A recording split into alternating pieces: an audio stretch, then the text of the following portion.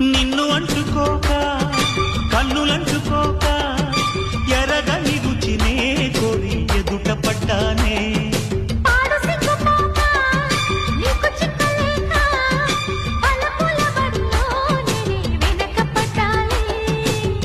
బుగ్గల మందారా చంద్రుణ్ణి మింగేసిందేమో, వెన్నెల్ని తాగేసిందేమో, ఎంతెంతో ముత్తొస్తున్నది బొమ్మలా.